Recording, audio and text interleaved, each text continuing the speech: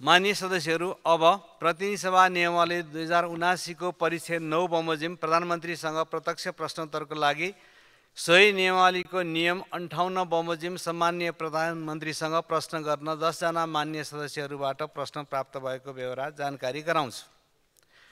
यस परिच्छेद बमोजिम प्रधानमन्त्रीसँग प्रत्यक्ष प्रश्नोत्तरमा स्पष्टीकरण सोध्ने व्यवस्था नरहेको पनि जानकारी गराउँछु। साथै सम्माननीय प्रधानमन्त्रीसँग प्रश्न गर्नुहुने माननीय सदस्यहरूले 1 मिनेटभित्र आफ्नो प्रश्न राखिदिनु हुन समेत म अनुरोध गर्दछु।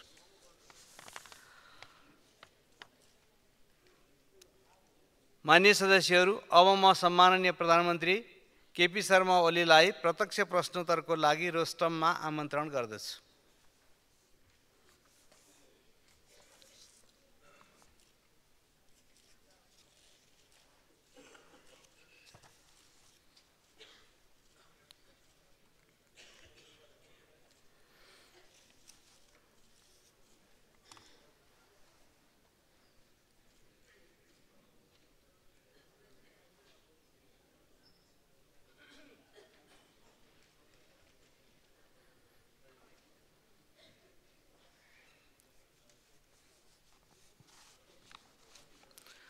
माननीय सदस्यहरू, अब प्रधानमन्त्रीसँग प्रत्यक्ष प्रश्नोत्तर कार्यक्रम प्रारम्भ हुन्छ।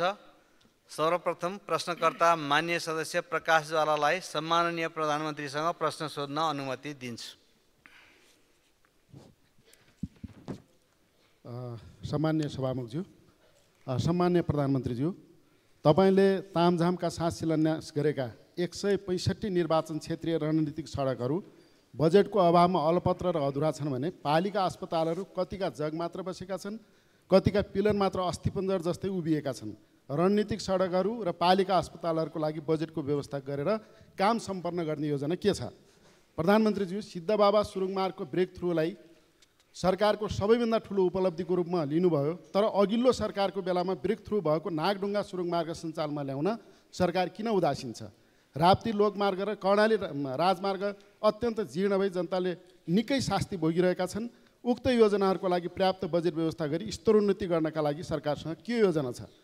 भूकम्प प्रभावित जाजरकोट, रुकुम पश्चिम, सल्यान लगायतका जिल्लाहरूमा भूकम्प पीडितहरूले अस्थायी आवासको लागि पाउनुपर्ने दोस्रो किस्ताको रकम समेत पाउन सकेका छैनन्। भूकम्प पीडितको पुनर्स्थापना र क्षतिग्रस्त संरचनाको पुनर्निर्माणको काम त सुरु पनि भएको छैन। छाप्रोमा बस्न विवश बाढी पहिरो पीडित र भूकम्प प्रभावित क्षेत्रका जनताका समस्या कहिले समाधान गर्नुहुन्छ? सहकारी पीडित, चर्को ब्याजबाट पीडित लघुवित्त पीडित, मिटर ब्याज पीडित, गुठी पीडित मोय किसान, उचित मूल्य नपाएका उखु किसान, भुक्तानी नपाएका दुध किसान, महँगीको मारमा परेका आम जनसमुदायलाई सरकारले कहिले दिन्छ न्याय र राहत? धन्यवाद। अब सम्माननीय प्रधानमन्त्री केपी शर्मा ओलीलाई उक्त प्रश्नको जवाफ दिन अनुमति दिन्छु। सम्माननीय सभामुख महोदय, मान्यजीले प्रश्न गर्नुभएकोमा धन्यवाद भन्न चाहन्छु। मेरो अघिल्लो कार्यकालमा मैले निर्वाचन क्षेत्र रणनीतिक सडक र हरेक पालिकामा आधारभूत अस्पतालहरूको आवश्यकता महसुस गरी सोको निर्माणको सुरुवात गरेको थिएँ। तर त्यसको केही समयपछि नै सरकार परिवर्तन भयो र म बाहिरिएँ। त्यसपछि आउने सरकारहरूले ती कार्यक्रमहरू सबैलाई थाहा होला निरन्तरता दिएनन्, रद्द गरे, निर्माण रोकियो। प्रश्नकर्ता माननीय पनि त्यसपछिका सरकारमा भौतिक पूर्वाधार मन्त्री हुनुहुन्थ्यो कि जस्तो लाग्छ। कार्यक्रमहरू रद्द गर्नेले नै फेरि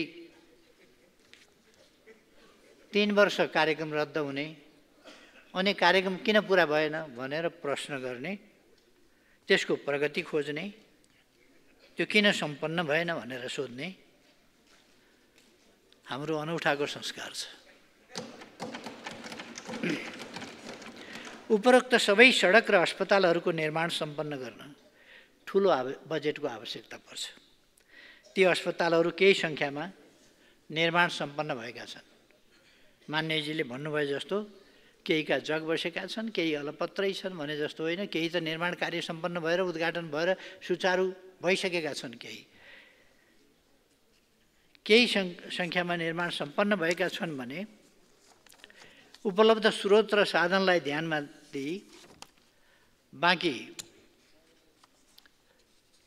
सडक र अस्पतालहरू प्राथमिकतापूर्वक अहिले निर्माण भइरहेका छन्। हामी फेरि सरकारमा आएको 7 महिना 8 महिना भयो होला।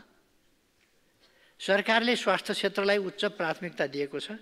स्थानीय तहमा 5, 10 र 15 बेडका अस्पतालहरू निर्माणाधीन छन् या निर्माण भइरहेका छन्। अस्पतालको पूर्वाधार निर्माण र जनशक्ति व्यवस्थापनका लागि उपलब्ध स्रोत र साधनको प्राथमिकताका साथ विनियोजन गरिरहेको र आगामी वर्ष पनि प्राथमिकतापूर्वक विनियोजन गरिनेछ। नेपालभर रहेका हरेक निर्वाचन क्षेत्रहरूमा तुलनात्मक रूपमा घना बस्ती भएका स्थानहरू एवं स्थानीय प्राथमिकतामा परेका रुट हुँदै जाने भएकाले निर्वाचन क्षेत्र रणनीतिक सडक कार्यक्रम प्रभावकारी साबित भएको छ। हालसम्म यसको प्रगति करिब 58% रहेको छ अथवा आधारभूत र अप्ठ्यारा खण्डहरू सकिएका छन्। अब माथिको कम्प्लिसनको पाटोतिर त्यसलाई निर्माण सम्पन्न गर्ने पाटोतिर छ। त्यसकारण 40-42% काम बाँकी भए पनि अब सहज खण्ड चाहिँ बाँकी छ।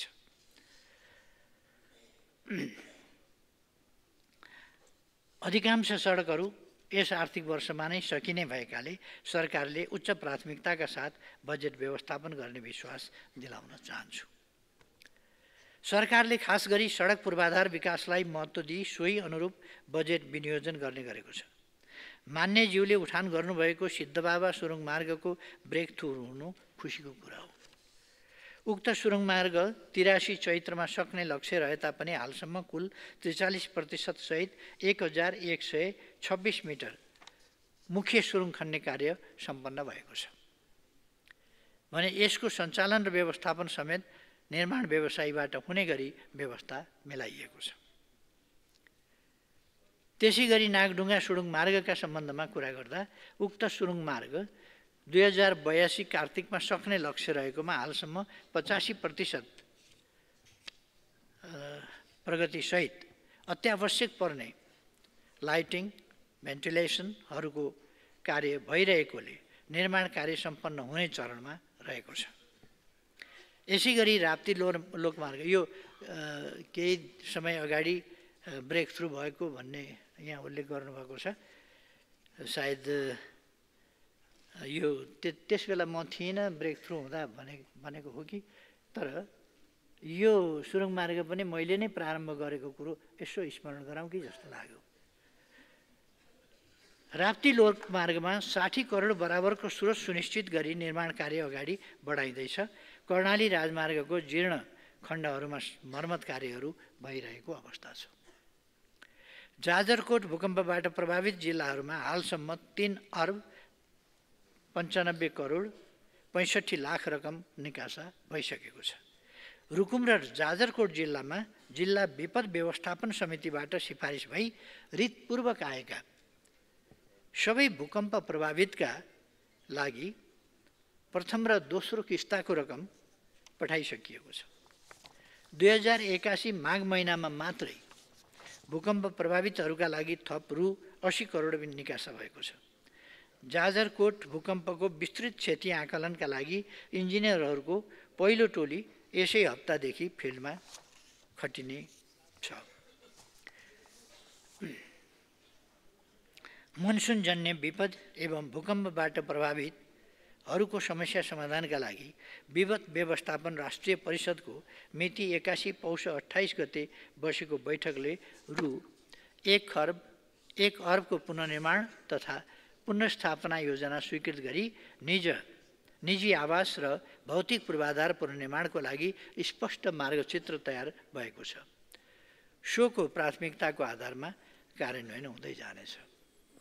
यो भूकम्प गएको भनेको गत वर्ष कार्तिकतिर गएको थियो, म सम्झाउन चाहन्छु।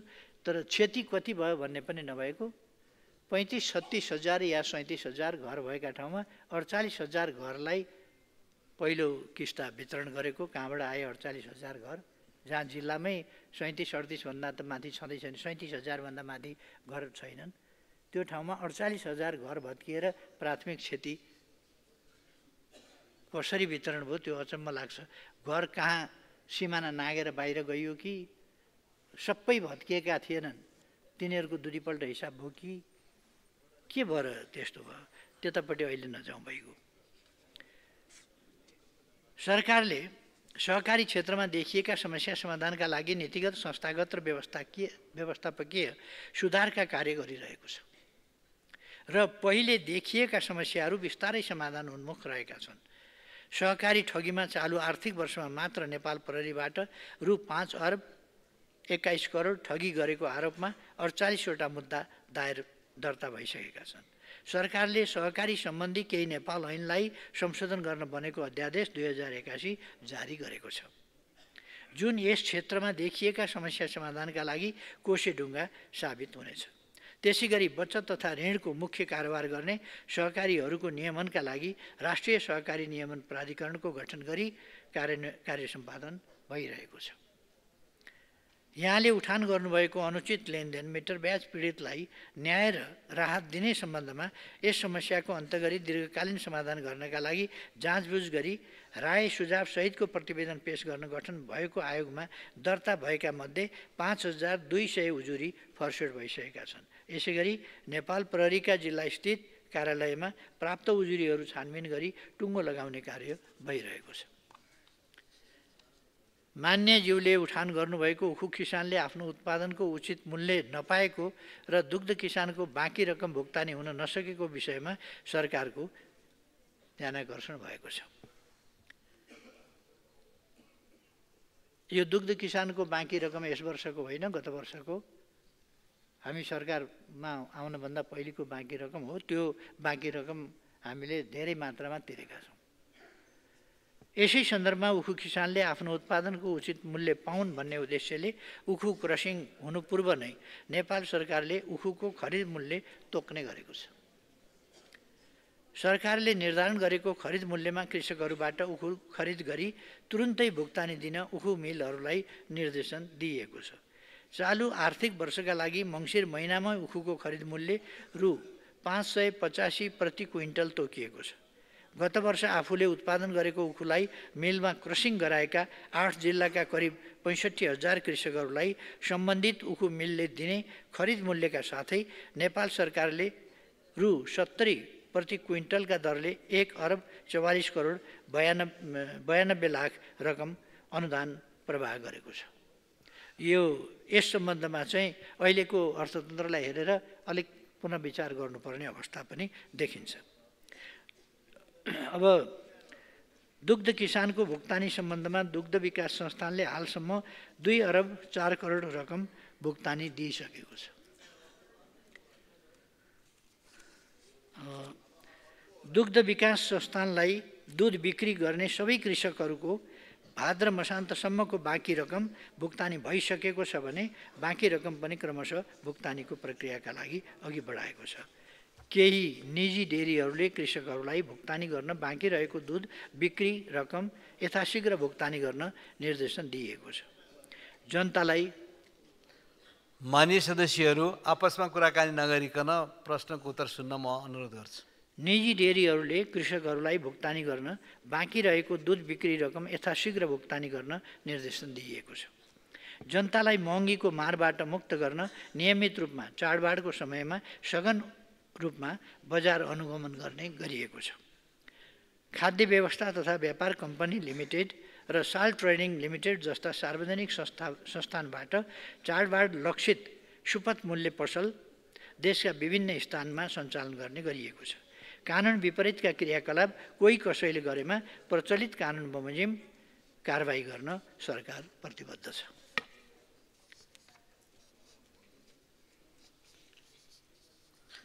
प्रश्नकर्ता मान्यज्यूको प्रश्नको जवाफ सिद्धियो। अब अर्का प्रश्नकर्ता मान्य सदस्य प्रतीक्षा तिवारीलाई प्रश्न सोध्नको लागि समय दिन्छु। सम्माननीय सभामुख महोदय मार्फत सम्माननीय प्रधानमन्त्रीज्यूलाई प्रश्न। मध्य प्रदेशमा राष्ट्रिय गौरवका आयोजना जस्तै जयनगर, जनकपुर, कुर्था रेलवे, काठमाडौँ तराई मधेस द्रुत मार्ग, निजगढ अन्तर्राष्ट्रिय विमानस्थल, सुनकोशी मरिन डाइभर्सन आदि हालका तथ्याङ्क अनुसार अपेक्षित बजेट र समय सीमाभित्र प्रगति नभएको देखिएको छ।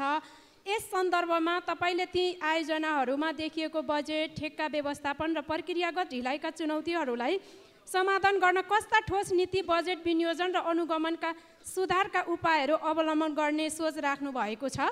साथै मध्य प्रदेशको विकासलाई राष्ट्रिय गौरवको स्तरमा पुर्याउन नयाँ रणनीति पहलहरू के हुन्? चुरे दोहनका कारण मध्य प्रदेशमा खानेपानीका मुहान सुक्नुका साथै वातावरण प्रदूषणको समस्या बढ्दो छ, जसकारण मानव जीवनमा गम्भीर समस्या पैदा भएको छ। यस्तै कोशीदेखि नारायणी नदीसम्म चुरेको काखमा कृत्रिम नहर निर्माण गरी चुरे तथा तराई रिचाइ, सिँचाइ, खानेपानीको समस्या समाधान गर्न उपयुक्त हुने देखिन्छ। यस सन्दर्भमा चुरे दोहन अन्त्य गर्न नेपाल सरकारको योजना के छ? अब सुक्खा मौसमसँगै वर्षा नहुन्जेलसम्म खानेपानीका चापाकल, नदीनाला सुकी पानीको हाहाकार बढ्नेछ। खानेपानी व्यवस्थापनको लागि तत्कालीन र दीर्घकालीन ठोस योजना के छ जान्न चाहन्छु। धन्यवाद। अब सम्माननीय प्रधानमन्त्रीजी जवाफ दिनुहुन। सम्माननीय सभामुख महोदय, माननीय ज्यूको प्रश्नमा मेरो जवाब यस प्रकार छ। तराई मधेसमा रहेका एवं त्यहाँका नागरिक लाभान्वित हुने आयोजनाहरूलाई सरकारले सधैँ प्राथमिकतामा राखेको छ। यी आयोजनाहरूले तराई मधेस क्षेत्र मात्र नभएर समग्र देशको आर्थिक एवं सामाजिक विकासमा योगदान पुर्याउने भएकोले देशकै राष्ट्रिय गौरवका आयोजनाहरू हुन्। 16औं योजनामा यी आयोजनाहरूलाई प्राथमिकताका साथ समावेश गरिएको छ। आवधिक योजनाको लक्ष्य अनुरूप हरेक वर्ष नीति तथा कार्यक्रम एवं बजेटमा पनि यस्ता आयोजनामा उल्लेखनीय बजेट विनियोजन गरी आयोजना कार्यान्वयनमा संलग्न निकायहरूलाई क्रियाशील बनाइएको छ। जयनगर, जनकपुर, कुर्था, विजयपुरा 52 किलोमिटर रेलवेको निर्माण कार्य सम्पन्न भई यात्रुवाहक रेल सेवा दैनिक सञ्चालनमा आएको छ। जयनगर जनकपुर हरेक दिन 3 पटक र जनकपुर विजयपुरा दिनको 1 पटक आउने जाने गरी रेल सेवा दिइएको छ। थप विजयपुरा बर्दिवाससम्मको 17 किलोमिटर खण्डमा भारतीय सरकारको सहयोगमा छिट्टै निर्माण प्रक्रिया अघि बढ्दैछ। काठमाडौँ तराई मधेस द्रुतमार्ग शीघ्रताका साथ सम्पन्न गर्न नेपाली सेनालाई यसको जिम्मेवारी तोकिएको छ। यस आयोजनालाई छिटो सम्पन्न गर्ने सम्बन्धमा सम्बद्ध निकायका उच्च पदाधिकारीहरूसँग पटक पटक छलफल गरी तीव्रताका साथ कार्यान्वयन गरेको छु। यस आयोजनाको हालको भौतिक प्रगति 37.6% रहेको छ। सुनकोशी मरिन डाइभर्सन बहुद्देश्यीय आयोजनाको सुरुङको निर्माण सम्पन्न भई हाल हेडवर्क र पावर हाउस लगायतका संरचना निर्माणको काम अघि बढेको छ। हाल यसको भौतिक प्रगति 35.18% रहेको छ। निजगढ अन्तर्राष्ट्रिय विमानस्थलले ठुलो लगानीको माग गर्दछ। त्यस योजनाको लगानीको व्यवस्थापन गरी निर्माण कार्य अगाडि बढाउन सरकार सकारात्मक ढङ्गले सोचिरहेको छ र पहल पनि गरिरहेको छ। चुरेको भूबनोट, माटोको प्रकृति, जैविक विविधतामा ह्रास र छोटो समयमा सघन वर्षा आदि कारणले यो क्षेत्र अति संवेदनशील छ। चुरे क्षेत्र र तराई मधेसमा देखिएको पानीको समस्या समाधानका लागि सुरुवाती चरणबाटै राष्ट्रपति चुरे संरक्षण कार्यक्रम मार्फत पानीका स्रोतको संरक्षणका विभिन्न कार्यक्रमहरू सञ्चालन हुँदै आइरहेका छन्। हालसम्म 657 वटा भूमिगत जल पुनर्भरण, पोखरी निर्माण तथा संरक्षण, 159 वटा तालतलैया तथा सिमसार व्यवस्थापन, 176 वटा rain water run off harvesting dam, 76 वटा जल पुनर्निर्भरण एवं संरक्षण, पोखरी निर्माण, 548 वटा पानी मुहान संरक्षण तथा कुवा उत्खनन लगायतका कार्य सम्पन्न गरिएको छ। चुरेको संरक्षण गरी वातावरण संरक्षण, खानेपानीको आपूर्ति व्यवस्थापन जस्ता जनतासँग प्रत्यक्ष सम्बन्धित रहेका विषयमा सरकारले उच्च प्राथमिकता दिएको छ। मान्यज्यूको प्रश्नको जवाब यति नै। सभामुख महोदय। अब अर्का प्रश्नकर्ता माननीय सदस्य प्रतिमा गौतम, प्रश्न राख्नुहोस्।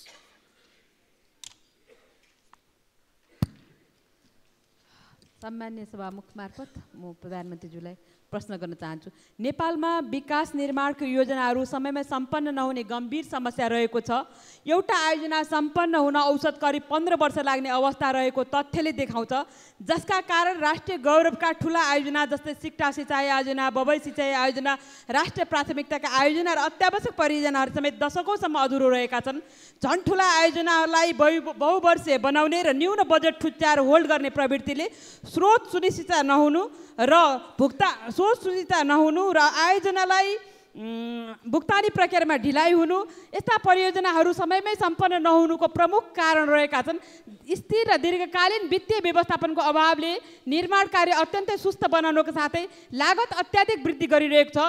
यसले निर्माण व्यवसायहरूलाई वित्तीय सङ्कटमा पार्नुका साथै सर्वसाधारणले तोकिएको समयमा सेवा उपयोग गर्न नपाउने अवस्था सृजना भएको छ भने लागत बढ्ने गरेको छ, जसले राष्ट्रिय विकासको गति अवरुद्ध गर्दै नेपालको आर्थिक वृद्धिमा समेत नकारात्मक प्रभाव परिरहेको छ।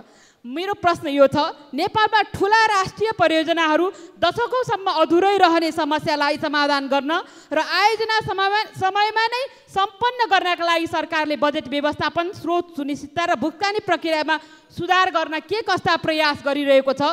कानुनमा समस्या हो या कार्यान्वयनमा, नियममा हो वा नियतमा? बहुवर्षीयको नाममा योजना बनाउने, न्यून स्रोत छुट्याउने र प्रगति नहुने अवस्था कसरी रोक्न सकिन्छ? यस्ता परियोजनाहरूलाई प्रभावकारी बनाउन र समयमै सक्न के कस्ता योजनाहरू सरकारको छ? साथै विगतमा देखेको ढिलाइ गर्ने, काम सम्पन्न नगर्ने, नगराउने प्रवृत्तिलाई रोक्न सरकारले के कस्तो ठोस कदमहरू चाल्दैछ? सभामुखज्यू मार्फत म प्रधानमन्त्रीज्यूलाई प्रश्न गर्न चाहन्छु। सम्मानीय प्रधानमन्त्री। सम्माननीय सभामुख महोदय, म मान्यज्यूले उठाउनुभएका प्रश्नहरूको जवाब प्रस्तुत गर्दछु। मान्यज्यूले उठाउनुभएको सिक्टा सिँचाइ र बबई सिँचाइ आयोजना लगायतका राष्ट्रिय गौरव र राष्ट्रिय प्राथमिकताका ठुला आयोजनाहरू समयमा सम्पन्न गर्ने विषयमा म पनि गम्भीर र संवेदनशील छु। मेरो सरकार गठन भएपछि यी आयोजनाहरू समयमै सम्पन्न गर्न तथा निर्माण व्यवसायीको भुक्तानीको समस्या समाधान गर्न मैले सुरुदेखि नै पहल गरिरहेको छु। आर्थिक वर्ष 2080-81 को अन्त्यमा भुक्तानी गर्न बाँकी रहेको दायित्वमध्ये हालसम्म रु 22 अरब 43 करोड 36 लाख भुक्तानी भइसकेको छ। यसै सन्दर्भमा ठुला राष्ट्रिय परियोजनाको लागि स्रोतको समस्या आउन नदिन सम्बन्धित मन्त्रालयलाई बजेट तर्जुमाका लागि प्रदान गरिएको बजेट सिलिङबाट त्यस्ता आयोजनाका लागि सो आर्थिक वर्षमा आवश्यक पर्ने रकम विनियोजन गरी एयरमार्क गरेपछि मात्र अन्य यो आयोजना तथा कार्यक्रममा बजेट छुट्याउने गरी नीतिगत प्रबन्ध गरिएको छ। नयाँ बहुवर्षीय आयोजनाका लागि स्रोत सुनिश्चित गर्दा विस्तृत आयोजना प्रतिवेदन वा विस्तृत इन्जिनियरिङ डिजाइन स्वीकृत भएको, वातावरणीय मूल्याङ्कन सम्बन्धी परीक्षण सम्पन्न भएको, जग्गा प्राप्तिको प्रक्रिया टुङ्गिएको, साइट क्लियरेन्स भएको, मध्यकालीन खर्च संरचनामा समावेश भएको तथा खरिद गुरु योजना तथा कार्यान्वयन योजना स्वीकृत भएको, आयोजनाको कार्यान्वयन आवश्यक र औचित्यपूर्ण देखिएमा स्रोतको उपलब्धताको आधारमा मात्र स्रोत सहमति दिने कानुनी व्यवस्था गरिएको छ। राष्ट्रिय गौरवका आयोजना तथा अन्य ठुला राष्ट्रिय आयोजनाका लागि स्रोतको अभाव हुन नदिन सम्बन्धित मन्त्रालयका लागि विनियोजित बजेटमध्ये कुनै कार्यक्रम सञ्चालन हुन नसक्ने वा कुनै शीर्षकमा विनियोजित बजेटमध्ये केही वा पुरै बचत हुने भएमा रकमान्तर मार्फत त्यस्ता महत्त्वपूर्ण आयोजनाका लागि बजेट व्यवस्थापन गर्न अर्थ मन्त्रालयले नीतिगत तथा प्रक्रियागत सहजीकरण गर्ने गरिएको छ। बहुवर्षीय आयोजनाका लागि स्रोत सहमति प्रदान गर्न आयोजना सम्पन्न हुने अवधि किटान गर्ने गरिएको छ। ठुला राष्ट्रिय परियोजनाको नियमित अनुगमन गरी भौतिक तथा वित्तीय प्रगतिको आधारमा आवश्यक बजेट व्यवस्थापन गर्ने गरिएको बेहोरा समेत जानकारी गराउन चाहन्छु। मैले विश्वासको मत लिने क्रममा प्रतिनिधि सभाको बैठकमा मन्तव्य दिँदा नेपालमा विगत लामो समयदेखि जकडिरहेको काम हुँदैछ, वर्क इन प्रोग्रेस भन्ने संस्कृतिको ठाउँमा थालेको काम सक्छौँ भन्ने मान्यता स्थापित गर्ने र यसका लागि विकास निर्माण सम्बन्धी नीतिगत सुधार गर्ने प्रतिबद्धता व्यक्त गरेको थिएँ। विकासको ढाँचा, गति र संस्कृतिमा सुधार गर्न राष्ट्रिय योजना आयोग एवं अन्य सरकारवाला मन्त्रालयसँग परामर्श गरी आयोजना तर्जुमाको खाका प्रोजेक्ट प्लानिङ टेम्प्लेट स्वीकृत गरी कार्यान्वयनमा ल्याइएको छ। यसबाट सीमित स्रोत साधनको कुशल प्रयोग गरी परियोजनाहरू समयमै प्रभावकारी रूपमा सम्पन्न हुनेछन् भन्ने मैले विश्वास लिएको छु। साथै प्रधानमन्त्री तथा मन्त्री परिषदको कार्यालयमा रहेको एक्सन रुमबाट मैले समय समयमा आयोजनाहरूको अनुगमन गरी समयमै सम्पन्न गर्न सहजीकरण र निर्देशन गरेको छु। मेरो मान्यजीको प्रश्नहरूमाथिको उत्तर सिद्धियो। अब अर्का प्रश्नकर्ता मान्य सदस्य वर्षमान पुनलाई समय दिन्छु।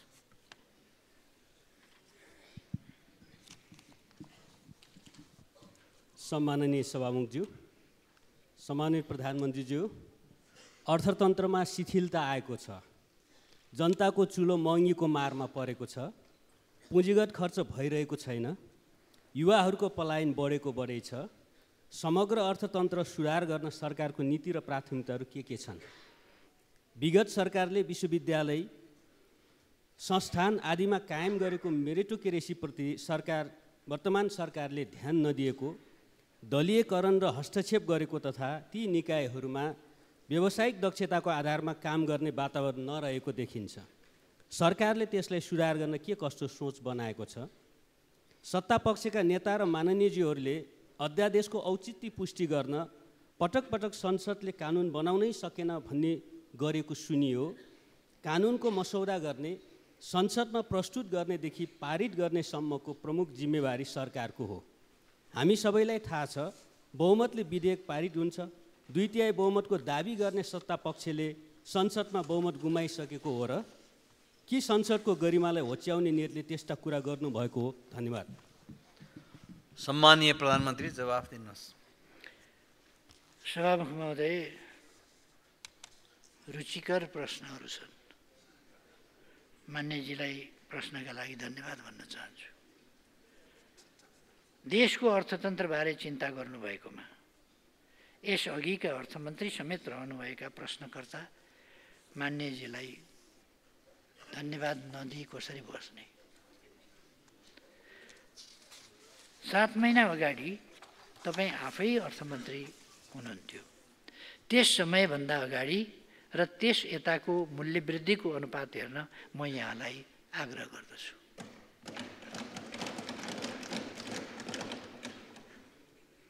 फेरि पनि प्रश्न गर्नुभएकोमा, सरकारको ध्यानाकर्षण गर्नुभएकोमा धन्यवाद छ। तर उस बेलाको पनि अलिकति सम्झिनुपर्छ कि जस्तो लाग्यो। हामीले अब आँकडामा प्रश्नोत्तर गर्ने, त्यसको तुलना गर्ने बानी बसाउनुपर्छ भन्ने लाग्छ।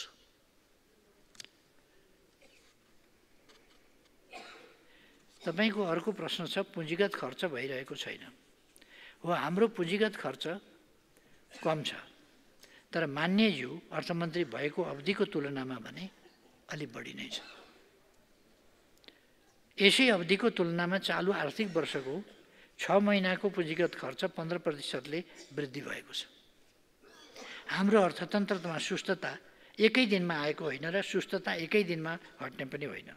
हामी सरकारमा आएपछि अर्थतन्त्र सुधारका लागि गम्भीर रूपमा काम गरिरहेका छौँ र सुधारका केही नतिजाहरू पनि देखिएका छन्। असारमा धान नरोपेपछि नै हो मङ्सिरमा धान नफल्ने।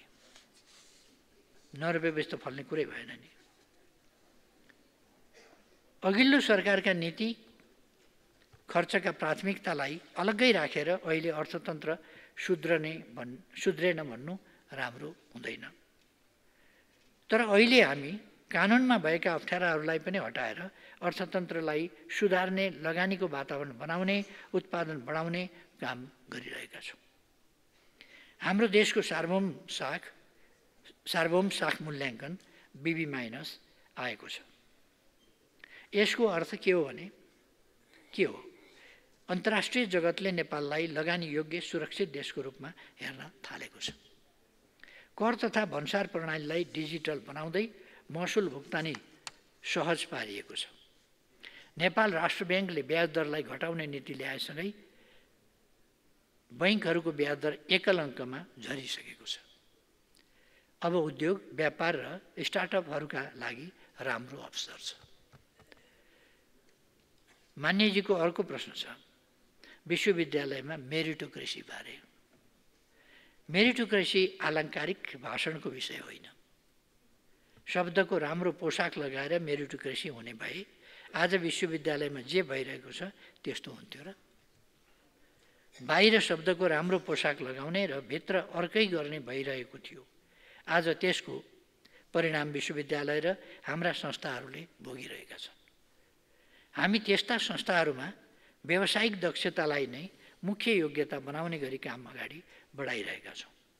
विश्वविद्यालयमा मेरिटोक्रेसी खास गरी धेरै हल्ला चलेको विषय त्रिभुवन विश्वविद्यालयको उपकुलपतिको छनौटको सन्दर्भमा थियो। मेरिटोक्रेसी त त्यति बेरै देखिएको हो। प्रथम अङ्क प्राप्त गर्नेलाई मेरिटोक्रेसीमा नदिएर द्वितीय अङ्क प्राप्त गर्ने, तृतीय अङ्क प्राप्त गर्नेलाई अगाडि सारेकोबाटै मेरिटोक्रेसी प्रश्न भएन र? मेरिटोक्रेसीको नगरा बजाइयो, धिमे बजाइयो, के बाजा छन् पञ्चे बाजा बजाइयो, धुमधाम मनाइयो, मेरिटोक्रेसी भनियो।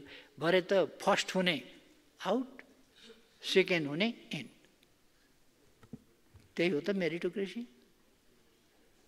त्यसकारण गजबको मेरिटोक्रेसी त्यो थियो। अहिले त्यो मेरिटोक्रेसी भनेको होइन, मेरिटको आधारमा हुनुपर्छ भनेको हो।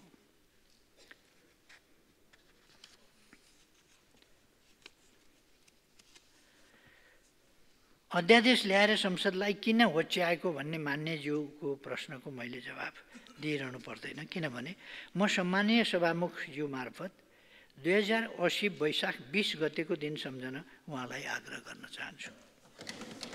त्यस दिन उहाँ आफै सम्मिलित सरकारले संसद सुरु हुनुभन्दा 4 दिन अघि अध्यादेश ल्याएको थियो। अध्यादेश ल्याउने अधिकार उहाँ सम्मिलित सरकारलाई मात्रै थियो भन्ने हो भने बेग्लै कुरा हो। तर आवश्यक पर्दा सरकारले अध्यादेश ल्याउन सक्ने व्यवस्था संविधानले नै गरेको छ।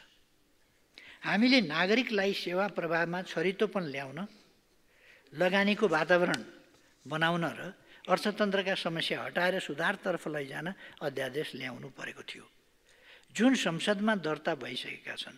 प्रक्रियाबाट नै यी पारित पनि हुन्छन्। एउटा कुरा छ्यास थपिहाल्नु कि जस्तो लाग्छ,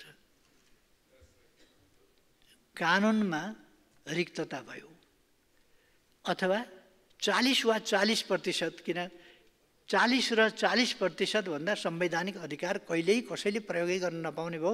त्यो संविधानमा लेखिने बाहेक अरू प्रयोग हुन नसक्ने भयो। त्यसकारण 40 वा 40 भनेर मैले अध्यादेश जारी गरेको थिएँ।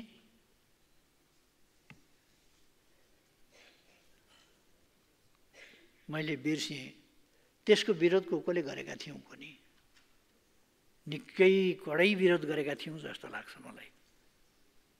यो लोकतन्त्र सिद्ध्याउन खोज्यो, संविधान मास्न खोज्यो, संविधान विरोधी प्रधानमन्त्री आदि इत्यादि भनिएन, संविधान पल्टाउने कोसिस गरिएन, विरोध जोड जुलुमसँग भयो। मलाई मात्रै संविधानको कार्यान्वयन गर्नु पनि थिएन। त्यसो भए लौ न त, मैले अध्यादेश फिर्ता लिएँ। पछि त मेरै पार्टी फुटाउनलाई 20 वा 20 भनेर अध्यादेश जारी गरे होइन र? 20 वा 20%। अस्ति अध्यादेश ल्याउन भन्दा अगाडि मैले धेरै हल्ला सुने पार्टी फुटाउनका लागि। मैले अस्ति पनि यसै सदनमा उभिएर भने कुनै पार्टी फुटाउने, कसैको पार्टी फुटाउने वा जोडिदिने मेरो काम पनि होइन र म त्यता लागेको पनि छैन। मेरो त्यो सौखको विषय होइन र यस्ता खुद्रा विषय मेरो कार्यसूचीमा छैनन्। मैले त्यो भनेको थिएँ। र अहिले ल्याएको मैले त्यस प्रकारको अध्यादेश पनि ल्याएको छैन। त्यो यस संसदमा विधिवत कानुनी प्रारूप दिनै पर्नेछ। त्यो कमसेकम कसैको पार्टी फुटाउने ध्येय राखेर 20 वा 20 भन्ने चाहिँ ल्याउने छैन। 20 वा 20 जस्तो प्रावधान चाहिँ ल्याउने छैन।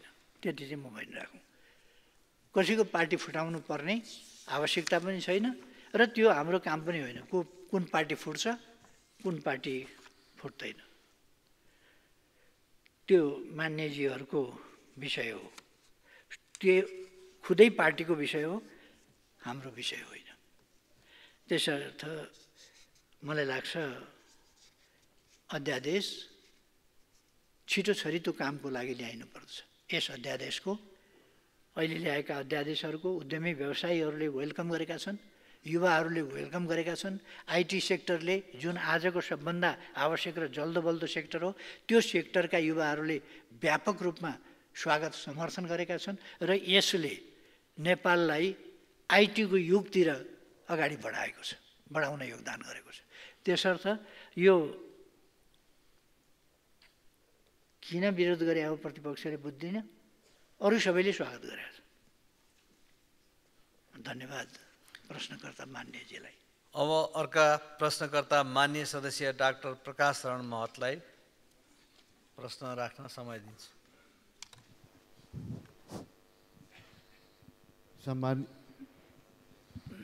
सम्मान्य सभामुख महोदय, सम्मान्य प्रधानमन्त्रीज्यूलाई मेरो दुईटा जिज्ञासाहरू छन्। पहिलो, यहाँको नेतृत्वमा बनेको नेपाली काङ्ग्रेस र नेकपा एमाले सहितको सरकारसँग अर्थतन्त्रमा देखिएका गतिरोधहरूलाई कम गर्दै गतिशील बनाउने ठुलो जनअपेक्षा छ। अध्यादेश मार्फत आएका केही कानुनी सुधारले लगानीको वातावरण निर्माण गर्न केही मद्दत पुग्ने अपेक्षा गरिएको छ। तर अझै मौद्रिक नीतिमा थप सुधार र सरकारी खर्चलाई उत्पादनमुखी र परिणाममुखी बनाउन लोकप्रियवादको सट्टा व्यवहारिक र दिगो विनियोजनको आवश्यकता छ। अनावश्यक संरचना र फजुल खर्च कम गर्न जरुरी छ। हामी आउँदो बजेटको नजिकमा पनि छौँ।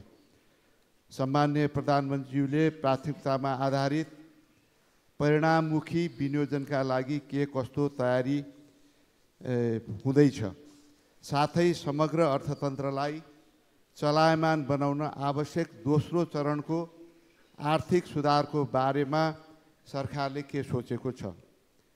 दोस्रो मेरो जिज्ञासा छ, स्थिरता दिने लक्ष्यका साथ यो सरकार बनेको छ। मुख्य गठबन्धन दलहरू बीचको उच्च कोटिको तालमेल, विश्वास र लक्ष्यप्रतिको समान लयले यो लक्ष्य प्राप्त हुनेछ। यसमा अहिलेसम्मको सम्मान्य प्रधानमन्त्रीको अनुभव के छ? धन्यवाद। अब सम्मान्य प्रधानमन्त्रीज्यू। सभामुख महोदय, मान्य सदस्यज्यूको प्रश्नको जवाफ यस प्रकार छ। सर्वप्रथम अर्थतन्त्रलाई गतिशील बनाउने सम्बन्धमा मान्यज्यूले राख्नुभएको सुझावका लागि धन्यवाद। यस विषयमा मैले यसअघि नै केही कुरा स्पष्ट पारिसकेको छु। जहाँसम्म प्राथमिकतामा आधारित परिणाममुखी विनियोजनको तयारीको कुरा छ, आगामी आर्थिक वर्ष 82-83 को बजेटलाई प्राथमिकतामा आधारित र परिणाममुखी बनाउन र आर्थिक सुधारका कार्यक्रमहरू सञ्चालन गरी अर्थतन्त्रमा देखिएका चुनौती सम्बोधन गर्न, विकास निर्माणका गतिविधिलाई तीव्रता दिन, सेवा प्रवाहमा सुधार तथा सुशासन कायम गर्न सरकार प्रतिबद्ध रहेको बेहोरा जानकारी गराउन चाहन्छु। चालु खर्चमा मितव्ययिता कायम गर्दै पुँजीगत खर्चमा वृद्धि तथा आयोजना कार्यान्वयनमा सुधार गर्न बजेट तर्जुमा गर्दा एवं आयोजना छनौट तथा प्राथमिकीकरण गर्दा आयोजना बैंकमा प्रविष्टि भएको, क्षेत्रगत प्राथमिकतामा परेको, लगानीको स्रोत सुनिश्चितता भएको, छोटो समयमा प्रतिफल दिने, आयोजना वर्गीकरण मापदण्ड बमोजिम आयोजनाको सम्पूर्ण पूर्व तयारीका काम सम्पन्न भएका, आयोजना मात्र छनौट गर्ने व्यवस्था मिलाइनेछ। यसै गरी आयोजना कार्यान्वयनमा शीघ्रता ल्याउन, ठेक्का व्यवस्थापनमा देखिएका समस्या समाधान गर्न, सार्वजनिक खरिद कानुनमा सामयिक संशोधन गर्न र अन्तर्तह तथा अन्तर्निकाय समन्वय कायम गर्न संयन्त्रहरूलाई क्रियाशील बनाइनेछ। यसै गरी हालै जारी अध्यादेश मार्फत भएका नीतिगत र कानुनी सुधारले व्यावसायिक वातावरणमा सुधार आउने र लगानी अभिवृद्धि भई आर्थिक गतिविधि बढ्ने विश्वास लिएको छु। विकास, समृद्धि र स्थिरताका लागि नै नेपालको प्रजातान्त्रिक आन्दोलनमा महत्त्वपूर्ण भूमिका रहेका दुई ठूला राजनीतिक दलहरूसहित अन्य दलहरू मिलेर वर्तमान सरकारको गठन गरिएको हो। गठबन्धनमा रहेका दलहरूबीच मुलुकको विकास र समृद्धिलाई निरन्तरता दिई राजनीतिक स्थिरता कायम गर्दै अगाडि बढ्ने विषयमा सत्ता साझेदार दलहरूबीच कुनै शङ्का उपशङ्का गर्न जरुरी छैन। हामीबीच उच्च विश्वास र समझदारी रहेको छ। धन्यवाद। अब अर्का प्रश्नकर्ता माननीय सदस्य प्रभु हजारा। सम्माननीय सभामुख महोदय, सम्माननीय प्रधानमन्त्रीज्यू, हजुर नै योभन्दा अगाडि प्रधानमन्त्री रहनुभएको बेला स्वास्थ्य क्षेत्रलाई ख्याल राखी वीरगञ्जको नारायणी अस्पताल 500 शय्याको अस्पताल निर्माण गर्न 1 अरब 55 करोड विनियोजन गरी टेन्डर प्रक्रिया अगाडि बढिरहेको अवस्थामा ठेकदार र भवन विभागको बीच विवादले सर्वोच्च अदालतमा मुद्दा चलिरहेको थियो। सो सम्बन्धमा यही माघ 28 गते सर्वोच्च अदालतले फैसला गरेको छ। उक्त फैसलाबाट भवन निर्माणको लागि मार्ग प्रशस्त भएको छ। त्यस भेगमा जनताले सम्माननीय प्रधानमन्त्रीज्यूप्रति धेरै आभारी छन्। यो कार्यलाई सम्पन्न हुने गरी अगाडि नेपाल सरकारको कसरी सोच रहेको छ? त्यसैगरी विगत 4 वर्षमा मुलुकको चालु खर्च 100% बढ्यो, तर राजस्व अपेक्षित अनुसारको उठ्न सकेको छैन। वित्तीय व्यवस्थापन खर्च बढेको छ। यस्तो अवस्थामा चालु खर्चको दायरा घटाउँदै उल्लेखनीय मात्रामा पुँजीगत खर्च बढाउनु कस्तो योजना बनाउनु भएको छ? साथै चैत वैशाख महिना आउन लागेको छ। देशमा अब हावाहुरी आउनेछ। तराईमा आगलगी र पहाडमा डढेरो हुनेछ। यसको पूर्व तयारी कस्तो अवस्थामा छ? हालै सरकारले एउटा निर्णय गरेको छ। सचिव स्तरीय निर्णयहरू मन्त्री परिषदमा नलैजाने। त्यसका लागि मैले यो सरकारको ठुलै सुशासनको बलियो पाइला हो। यसका लागि म सरकारलाई धन्यवाद दिन चाहन्छु। धन्यवाद। सम्माननीय प्रधानमन्त्रीज्यू। सम्माननीय सभामुख महोदय, मलाई अलिकति खुट्टामा थोरै समस्या भएको हुनाले कुर्सी प्रयोग गर्ने गरिएकै छ। कुर्सीले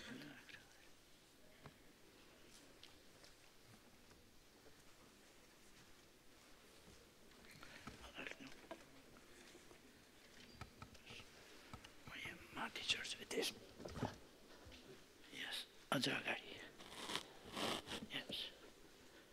बस अझ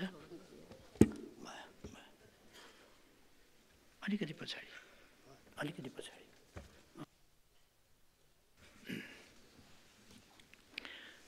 सम्माननीय सभामुख महोदय, वीरगञ्ज स्थित 500 शय्याको नारायणी अस्पताल निर्माण गर्ने सम्बन्धमा सम्मानित सर्वोच्च अदालतमा मुद्दा परेकोले केही समय निर्माण कार्यमा ढिलाइ भएको हो। अदालतको फैसला पश्चात निर्माण कार्य अगाडि बढाउन आगामी आर्थिक वर्षमा कार्यक्रम तथा बजेट व्यवस्थापन गरिने विश्वास दिलाउन चाहन्छु। चालु खर्च घटाई पुँजीगत खर्च बढाउन सरकारले विभिन्न कदम चालेको छ। साथै सार्वजनिक खर्चलाई मितव्ययी तथा प्रभावकारी बनाउने सम्बन्धी मापदण्ड 2081 नेपाल सरकारबाट स्वीकृत भई कार्यान्वयनमा ल्याइएको छ। पुँजीगत खर्च बढाउन गत आर्थिक वर्षको सृजित दायित्व रकमान्तर मार्फत भुक्तानी सहजीकरण गरिएको छ। न्यून विनियोजन भएका, कम प्राथमिकताका विकास नतिजाहरूको हिसाबले कम महत्त्वका र पूर्व तयारी पुरा नभएका आयोजना तथा कार्यक्रमको कार्यान्वयन स्थगित गरी यस्ता आयोजना तथा कार्यक्रममा विनियोजित रकम उच्च प्राथमिकताका साथ आयोजनामा रकमान्तर गर्ने विषयलाई सरकारले प्राथमिकता दिएको छ। राष्ट्रिय गौरवका आयोजना र राष्ट्रिय महत्त्वका प्राथमिकता प्राप्त आयोजना कार्यान्वयनमा स्रोतको अभाव हुन नदिने व्यवस्था मिलाइएको छ। साथै बहुवर्षीय आयोजनालाई व्यवस्थित गर्न आयोजनाको बहुवर्षीय ठेक्का सहमति सम्बन्धी मापदण्ड 2081 कार्यान्वयनमा ल्याइएको बेहोरा जानकारी गराउन चाहन्छु। आगलागी र डढेलोबाट हुने सम्भावित जोखिमको विषयमा सरकार संवेदनशील रहेको छ। हिउँदे वर्षामा आएको कमी र बढ्दो तापक्रमका कारण विगतभन्दा चाँडै डढेलो तथा आगलागीका घटनामा भइरहेको वृद्धिलाई मध्यनजर गरी सकेसम्म यस्ता घटना हुन नदिने र भइहालेमा सोको नियन्त्रण र न्यूनीकरणका लागि सबै जिल्लामा डढेलो तथा आगलागी नियन्त्रण पूर्व तयारी तथा प्रतिकार्य योजना बनाई कार्य गरेर निर्देशन दिइएको छ। नियोजित रूपमा वन डढेलो लगाउने व्यक्तिलाई प्रचलित कानुन बमोजिम कारबाही समेत गरिनेछ। मान्यज्यूको प्रश्नको जवाब सकियो छ। अब प्रश्नकर्ता मान्य प्रेमबहादुर आले। सम्मान्य सभामुख महोदय, सम्मान्य प्रधानमन्त्रीज्यूलाई म विकाससँग सम्बन्धित रहेर केही प्रश्न गर्न चाहन्छु।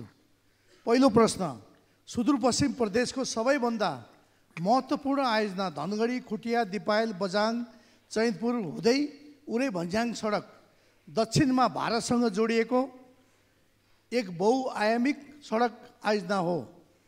यो सडक कैलाश मानसरोवरसम्म जाने नेपालकै सबैभन्दा छोटो दूरीको सडक मार्ग भएकोले नेपाल भारतका करोडौँ हिन्दू धर्मावलम्बी यस सडक भएर कैलाश मानसरोवरसम्म जाने भएको हुनाले मुलुकको आर्थिक गतिविधिलाई समेत उचाइमा पुर्याउने यो सडक मार्ग निर्माण गर्नु अपरिहार्यता भएको छ। अहिले 1 अरब बहुवर्षीय योजनाको लागि स्रोत सुनिश्चित भई ठेक्काको चरणमा छ। तर यो बजेट सडक निर्माण पुरा गर्न अति न्यून भएकोले आउँदो बजेटमा सडक निर्माणलाई तीव्रताका साथ सम्पन्न गर्न रु 2 अरब बजेट विनियोजन गर्नुपर्ने आवश्यकता भएकोले यस विषयमा सम्मान्य प्रधानमन्त्रीज्यूको प्रतिबद्धता सहितको उत्तर दिन म हार्दिक अनुरोध गर्न चाहन्छु। साथै मेरो दोस्रो प्रश्न, सहजपुर बिपीनगर बोक्टान दिपायल सडक 2076 फागुन 7 गते तपाईँ नै प्रधानमन्त्री हुँदा डोटी जिल्लाको बिपीनगरमा शिलान्यास गरी सहजपुरदेखि अत्तरकाँडासम्म करिब 50 किलोमिटर सडक कालोपत्रे निर्माण सम्पन्न भइसकेको छ। तर सडकलाई बोक्टानसम्म थप अगाडि बढाउन कालोपत्र गर्न इन्डियन एक्जिम ब्याङ्कको रकम रोड इम्प्रुभमेन्ट प्रोजेक्ट अन्तर्गत सडक विस्तार गर्नुपर्ने भएकोले सो सडकलाई अत्तरकाँडादेखि बोक्टानसम्म कालोपत्रे गर्न अरू सबै प्रक्रिया पुरा भइसकेकोले भारत सरकारले प्रोजेक्ट स्वीकृत गरेपछि मात्र आयोजनाले टेन्डर आह्वान गर्ने भएकोले प्रोजेक्ट स्वीकृतिका लागि सम्मान्य प्रधानमन्त्रीज्यूबाट निर्देशनको लागि पनि म हार्दिक अनुरोध गर्न चाहन्छु। धन्यवाद। सम्मान्य प्रधानमन्त्रीज्यू। सम्मान्य सभामुख महोदय, मान्य प्रेमबहादुर आलेले गर्नुभएको प्रश्नको जवाफ यस प्रकार छ। धनगढीदेखि दिपायल हुँदै उरै भन्ज्याङसम्म निर्माण हुने सडकले यात्रा अवधि उल्लेखनीय मात्रामा घट्न जाने हुनाले यसको निर्माण र स्तरोन्नति सरकारको प्राथमिकतामा रहेको छ। सरकारले हालै स्रोत सुनिश्चितता प्रदान गरेकोले आयोजनाको केही दिनमा नै ठेक्का प्रक्रिया सुरु हुनेछ। यहाँले दोस्रो प्रश्नमा उल्लेख गर्नुभएको सहजपुर बोक्तान दिपायल सडकका सम्बन्धमा नेपाल सरकार र भारतको एक्जिम ब्याङ्क बीच सम्पन्न लाइन अफ क्रेडिट एग्रिमेन्ट अन्तर्गत उक्त सडक खण्डको करिब 50 किलोमिटर निर्माण कार्य सम्पन्न भइसकेको छ। उक्त सडकको बाँकी खण्डको निर्माणका लागि भारत सरकारसँग कूटनीतिक पहल गरिएकोमा उक्त खण्डलाई एलओसी 3 मा समावेश भएको जानकारी प्राप्त भएको छ। यस आयोजनाको निर्माण कार्यलाई सरकारले उच्च प्राथमिकतामा राखेको छ। यति भन्दा जवाफ पुग्छ जस्तो लाग्छ सभामुख महोदय। अब प्रश्नकर्ता मान्य सदस्य प्रेम सुवाल।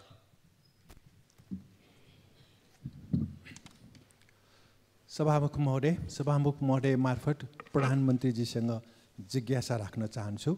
विद्यालय शिक्षा निःशुल्क र अनिवार्य तथा विश्वविद्यालय शिक्षा निःशुल्क नेपालीको सम्पत्तिको सीमाङ्कन र विदेशमा सम्पत्ति राख्न नपाउने, ठुल्ठुला भ्रष्टाचारी र मानव अधिकारको गम्भीर उल्लङ्घन गर्नेहरूलाई मृत्युदण्डको सजाय समेत हुने कानुनी व्यवस्था नभएसम्म व्यापक जनताको हित होला र समाजवाद कार्यान्वयन होला र सरकारले समाजवादलाई व्यवहारमा कार्यान्वयन गर्न के कस्तो काम गर्दैछ? सार्वजनिक संस्थानहरू एक एक गरी व्यक्ति वा निजी कम्पनीलाई बेच्नु समाजवाद नै हो र? धन्यवाद। सम्माननीय प्रधानमन्त्री। सम्माननीय सभामुख महोदय,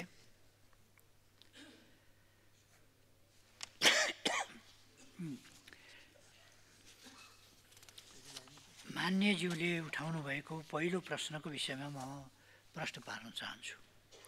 नेपालको संविधानले आधारभूत तहसम्मको विद्यालय शिक्षा निःशुल्क र अनिवार्य एवं माध्यमिक तहसम्मको शिक्षा निःशुल्क पाउने व्यवस्था गरे बमोजिम कार्यान्वयन भइरहेको मान्यज्यूलाई जानकारी गराउन चाहन्छु।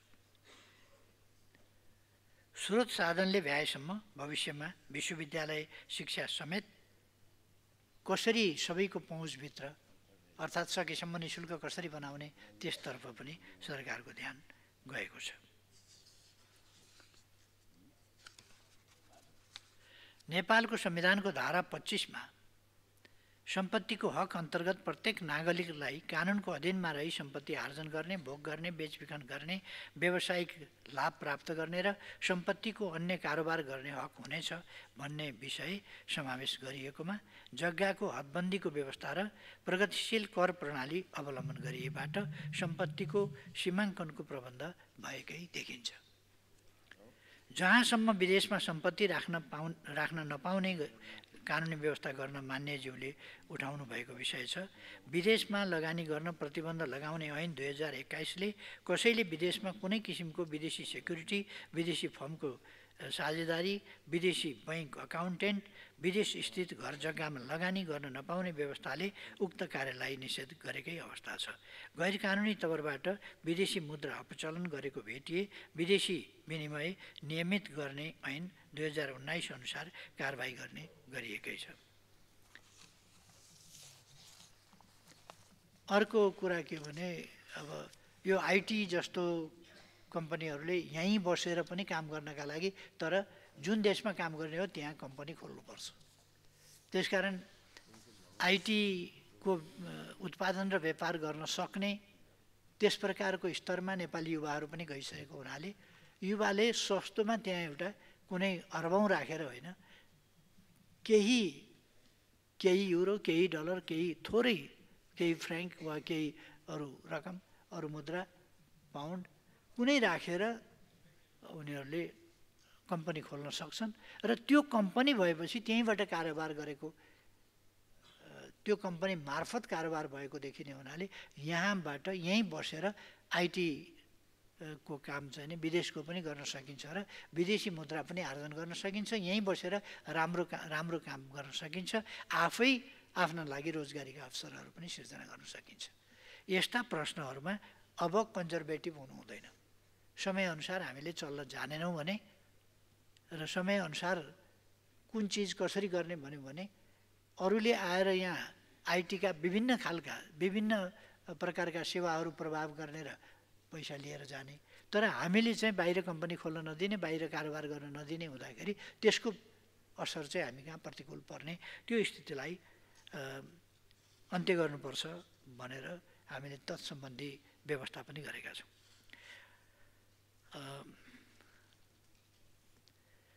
नेपालको संविधानको धारा 16मा रहेको सम्मानपूर्ण बाँच्न पाउने हकमा कसैलाई पनि मृत्युदण्डको सजाय दिने गरी कानुन नबनाइने कुरा उल्लेख भएको र मृत्युदण्ड उन्मूलन गर्ने उद्देश्यले व्यवस्था भएको नागरिक तथा राजनीतिक अधिकार सम्बन्धी अन्तर्राष्ट्रिय प्रतिज्ञापत्रको दोस्रो स्वैच्छिक प्रोटोकल 1989 को नेपाल पक्ष राष्ट्र समेत रहेको हुँदा मान्यज्यूले माग गर्नु भए चाहिँ भ्रष्टाचारीलाई मृत्युदण्ड गर्ने कानुनी व्यवस्था गर्न मिल्ने देखिँदैन।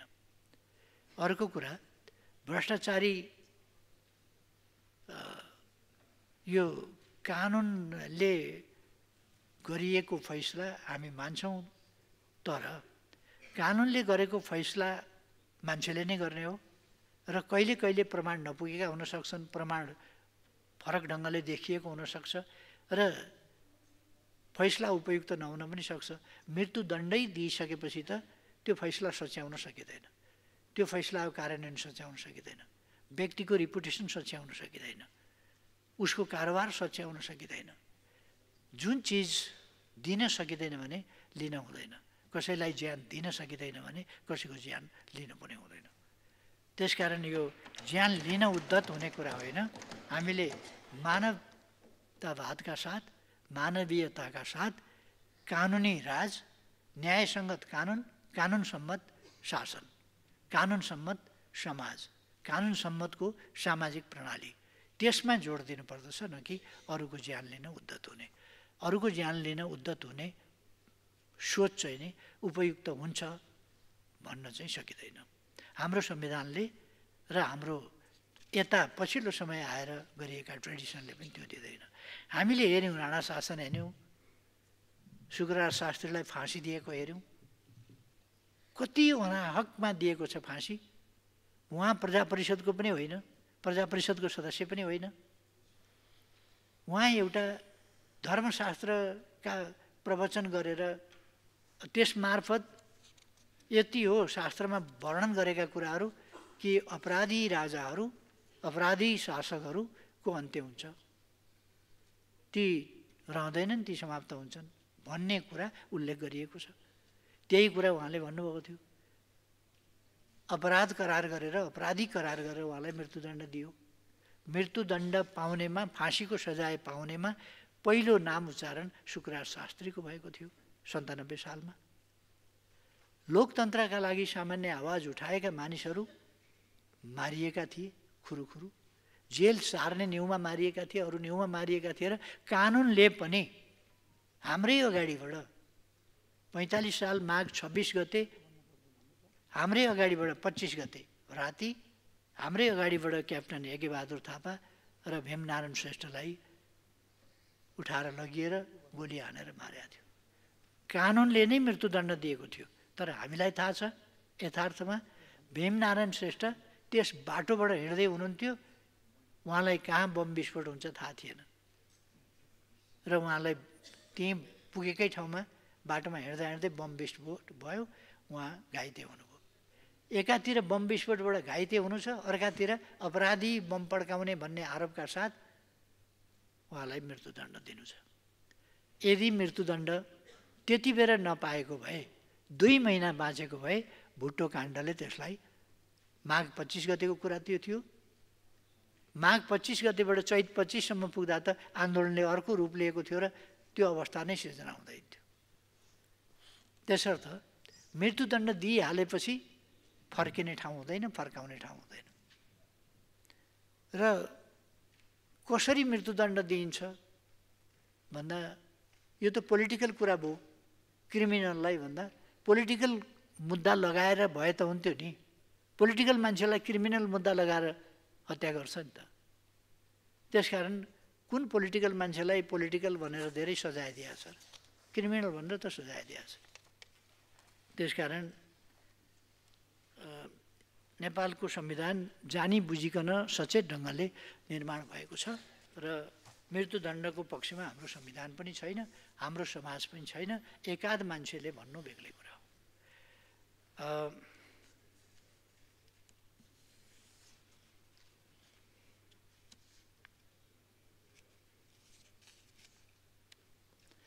मान्यज्यूले उठाउनु भएको समाजवाद सम्बन्धी प्रश्नका विषयमा नेपालको संविधानको प्रस्तावनामा मुलुकको सामाजिक, आर्थिक र रूपान्तरण सहितको समावेशी, न्यायपूर्ण, समतामूलक एवं लोक कल्याणकारी तथा समाजवाद उन्मुख अर्थतन्त्र भएको राज्य हुने व्यवस्था उल्लेख गरेको छ र प्रस्तावनाको यही भावना अनुसार विभिन्न मौलिक हकहरूको व्यवस्था गरिएको छ।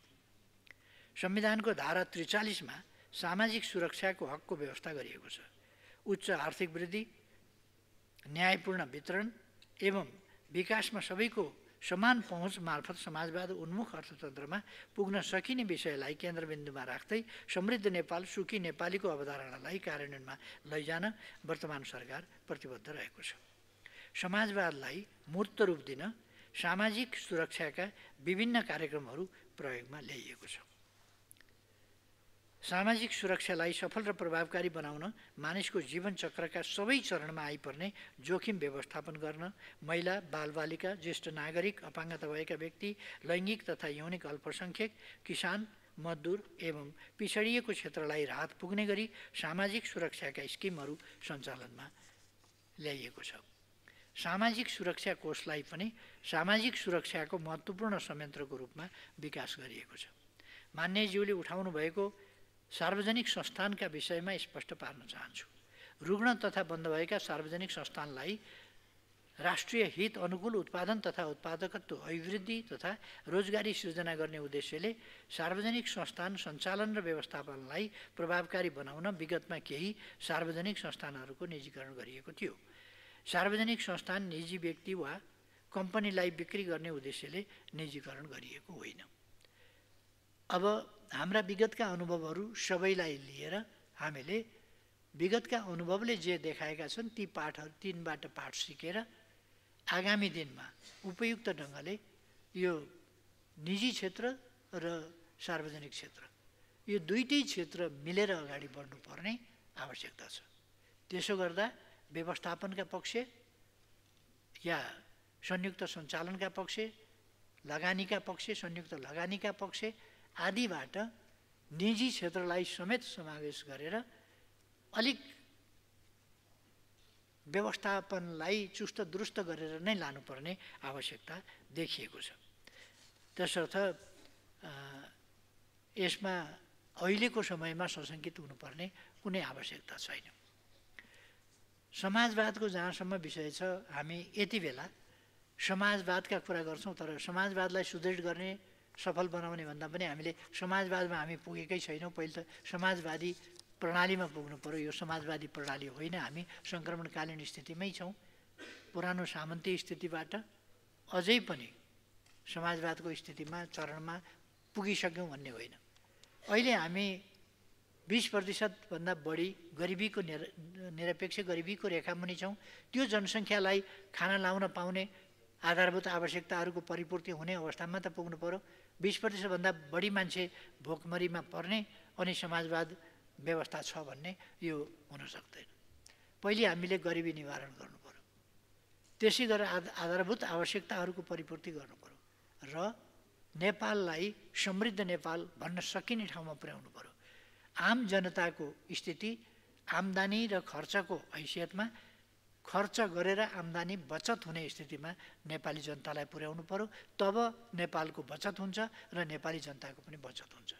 त्यसकारण त्यो बचतका लागि, त्यो स्थितिमा पुर्याउनका लागि शान्ति सुव्यवस्थाको स्थिति, सामाजिक कल्चर, राजनीतिक कल्चर, यी सबै कुराहरूको हामीले तदनुसार विकास गर्नु पर्यो। अनि मात्रै समाजवाद हुन्छ। ट्रेडिसनल समाजवादका कुराहरू कतिपय प्रयोगका क्रममा असफल भएका छन्। असफल कुराहरूलाई हामी हेर्दैनौँ। त्यो समाजवाद होइन, समाजवादका नाममा गरिएको एउटा अभ्यास थियो कतिपय ठाउँमा। कतिपय ठाउँमा समाजवादको अभ्यास सफलतापूर्वक भएको छ र समाजवादी देशहरू अगाडि बढेका छन्। त्यसकारण हामी रचनात्मक ढङ्गले, मौलिक ढङ्गले अगाडि बढ्ने बाटोलाई अवलम्बन गर्दछौँ र इमिटेसन, नकलबाजी आदि इत्यादिलाई होइन, वा पुराना कुरालाई रूढिवादी ढङ्गले अर्थोडक्स पारामा र नयाँ शिक्षा नलिने ट्रेडिसन फलो गर्ने हिसाबले समाजवाद स्थापना हुँदैन र अगाडि बढ्दैन भन्ने हामीलाई थाहा छ। बरु समाजवाद बदनाम मात्रै हुन्छ त्यसो गर्दा। त्यसर्थ समाजवादलाई समाजवादको रूपमा अगाडि बढाउनु पर्नेछ। मान्यज्यूको प्रश्नको जवाब यति नै हो। अब प्रश्नकर्ता मान्य सदस्य प्रेमबहादुर महर्जन। सम्माननीय सभामुख महोदय, म सम्माननीय प्रधानमन्त्रीज्यूसँग केही जिज्ञासाहरू राख्न चाहन्छु। काठमाडौँ उपत्यकाका बागमती, विष्णुमती लगायतका नदीहरू धर्म, संस्कृति र परम्परासँग जोडिएका छन्। ती नदीहरू दिनौँ प्रदूषित हुँदै गएका छन् र वायु प्रदूषणका कारण मानव शरीरको फोक्सो सङ्क्रमण भई मृत्युको कारणमध्ये प्रमुख कारण हुँदै गएको छ। ती नदीहरू स्वच्छ सफा पार्नका लागि र उपत्यकाका बढ्दो वायु प्रदूषणलाई कम गर्न अल्पकालीन र दीर्घकालीन रूपमा समाधानका लागि नेपाल सरकारसँग के कस्ता योजनाहरू छन्? र ऐतिहासिक, धार्मिक एवं सांस्कृतिक सम्पदाहरू भएको सुन्दर सहर काठमाडौँ उपत्यकामा बढ्दो सहरीकरणसँगै खानेपानीको समस्या प्रमुख चुनौती बन्दै गएको छ। चक्करपट बाहिरका विभिन्न नगरपालिका तथा महालक्ष्मी नगरपालिकाको इमादोल लगायत अन्य ठाउँहरूमा मेलम्चीको खानेपानी आपूर्ति गर्न सरकारसँग केही योजना छन्? साथै अर्नीको राजमार्गको वैकल्पिक राजमार्गको रूपमा रहेको ग्वारको लामातार हुँडी काभ्रे पनौटी जोड्ने सडक निर्माणको योजना अगाडि बढी ललितपुरको लामाटार लाकुरेसम्मको बाटो पुरा भइसकेको अवस्था छ। म नेपाल सरकारलाई धन्यवाद दिन चाहन्छु। बाँकी लाकुरे, भन्ज्याङ, माने, दोभान खण्ड छिटो पुरा गरी उक्त क्षेत्रका जनतालाई लाभान्वित गराउन नेपाल सरकारको तर्फबाट थप के कस्ता कार्यहरू भइरहेको छ र आज देशका युवा र हजारौँको सङ्ख्यामा विदेश पलायन हुँदै जानु ठुलो चिन्ताको विषय हो। युवा जनशक्तिलाई रोक्न देशभित्र नै शिक्षा, रोजगार तथा अन्य अवसरहरू सृजना गरी सबै नागरिकको गुणस्तरीय जीवनको सुनिश्चितताको लागि सरकारको ठोस योजनाहरू के हुन सक्छ? धन्यवाद। सम्माननीय प्रधानमन्त्री।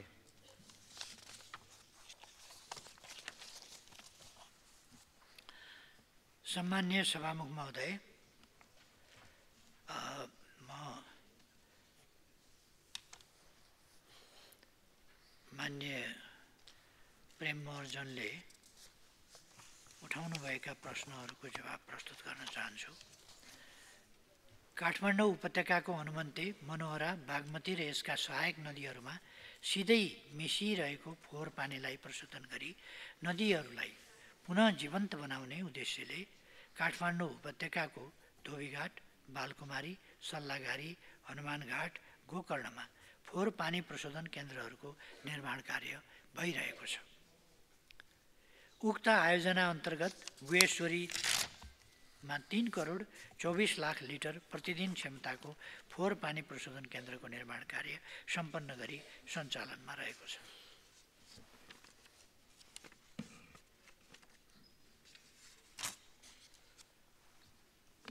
मध्यपुर ठुमी नगरपालिकाको मगर गाउँदेखि मनोहरा खोलाको दुवै किनारको पेप्सी खोला पुलसम्म र जडीबुटी पुलदेखि हनुमन्ते दोभान हुँदै बालकुमारी फोहोर पानी प्रशोधन केन्द्रसम्म इन्टरसेप्टर ढल निर्माण गर्ने कार्य भइरहेको छ। मान्यज्यूले उठाउनु भएको उपत्यकाको वायु प्रदूषण कम गर्ने योजनाका सम्बन्धमा प्रश्न पार्न चाहन्छु। बढ्दो सहरीकरण, जनसङ्ख्या वृद्धि, मानवीय क्रियाकलाप तथा अन्तर्देशीय प्रदूषित वायुको प्रवाह वायु प्रदूषणको मुख्य कारण रहेको छ। सरकारले उद्योग तथा आयोजनाहरूको वातावरणीय पक्षको नियमित अनुगमन परीक्षण तथा सवारी साधन प्रदूषण छड्के अनुगमन र कारबाही हुने व्यवस्था मिलाएको छ। त्यस्तै नवीकरणीय ऊर्जा प्रवर्धन, विद्युतीय सवारी साधनको प्रयोगमा प्राथमिकता जस्ता कार्यक्रमहरूबाट सफा ऊर्जाको खपत बढ्ने हुँदा वायु प्रदूषण कम हुने अपेक्षा गरिएको छ। काठमाडौँ उपत्यकामा मेलम्ची खानेपानी आयोजनाबाट दैनिक 17 करोड लिटर खानेपानी वितरण भइरहेको छ। हाल चक्रपथभित्र मेलम्चीको खानेपानी वितरण भइरहेको छ भने चक्रपथ बाहिर उपत्यकाभित्रका अन्य स्रोतहरूबाट खानेपानी वितरण भइरहेको छ। बढ्दो सहरीकरणसँगै काठमाडौँ उपत्यकामा थप खानेपानीको माग भइरहेको अवस्थामा थप पानी आपूर्तिको लागि याङ्ग्री लार्के खोलाबाट दैनिक 34 करोड लिटर पानी ल्याउने विषयमा कार्य अघि बढाइएको छ। त्यसै गरी काठमाडौँ उपत्यकामा थप दैनिक 13 करोड लिटर खानेपानी उपलब्ध गराउन सिस्नेरी खानेपानी आयोजनाको विस्तृत अध्ययन कार्य अगाडि बढाइएको छ। खानेपानीको थप स्रोतको वृद्धि गर्न याङ्ग्री र लार्के नदीबाट समेत प्राप्त हुने थप खानेपानीलाई सुन्दरी जलमा दैनिक 25 करोड 50 लाख लिटर क्षमताको पानी प्रशोधन केन्द्र र उपत्यकामा थप खानेपानी वितरण सञ्जालको निर्माण गरिनेछ। चक्रपथ बाहिरका क्षेत्रहरूमा पनि खानेपानी वितरण लाइन सुधार कार्य अगाडि बढाइएको छ। ललितपुर महानगरपालिका वडा नम्बर 7, 8, 9, 14, 15 र 17, नखीपोट, खुमलटार तथा ग्वारको क्षेत्र र महालक्ष्मी नगरपालिका वडा नम्बर 1, 2, 3, 4 र 5 इमाडोलमा खानेपानी वितरण सञ्जाल निर्माण कार्यको विस्तृत अध्ययन कार्य भइरहेको छ। ग्वारको लुबु, लामाटार, लाँकुरी भन्ज्याङ माने दोभान हुँदै काभ्रे पनौती जोड्ने सडकलाई राष्ट्रिय राजमार्गमा समावेश गरिएको छ। आगामी आर्थिक वर्षदेखि यस सडकको निर्माणका लागि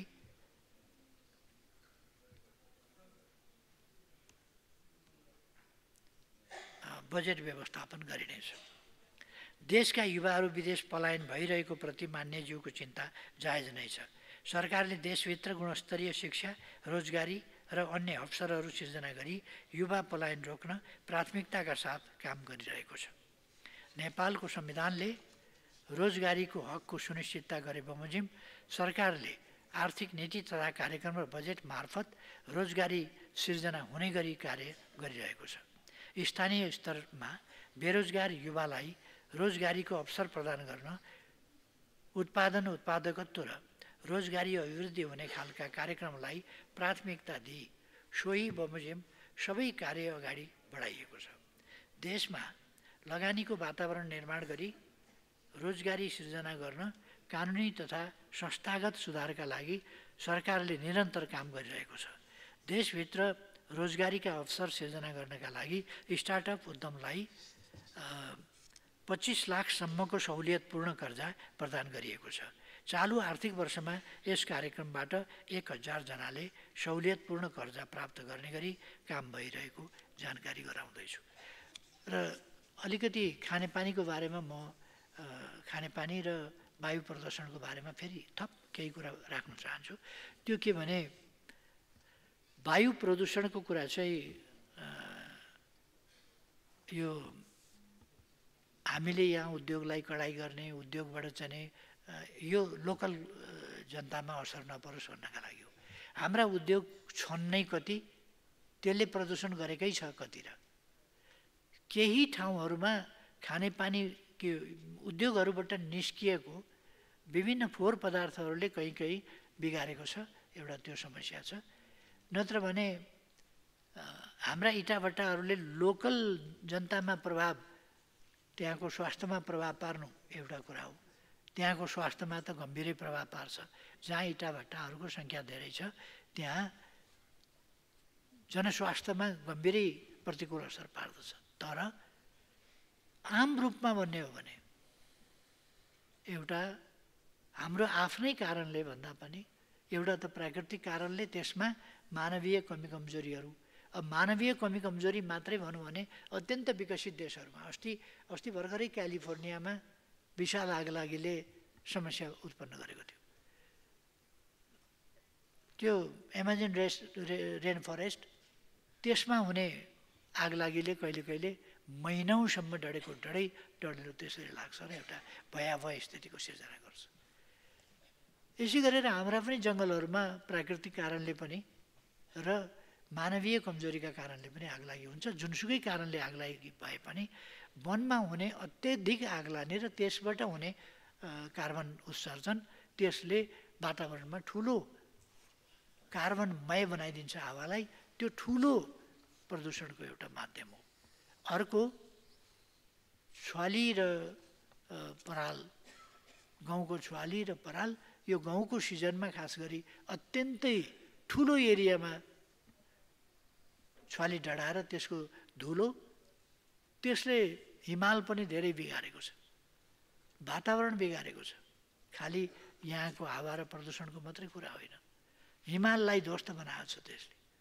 त्यसकारण यसप्रति हामी धेरै सजग हुनुपर्ने छ र क्षेत्रीय स्तरमा पनि यस सम्बन्धमा हामीले गम्भीर रूपमा संवाद गर्नु र यस सम्बन्धमा ध्यानाकर्षण गर्नु र समाधान खोज्नु, साझा प्रयासबाट समाधान खोज्नु जरुरी छ।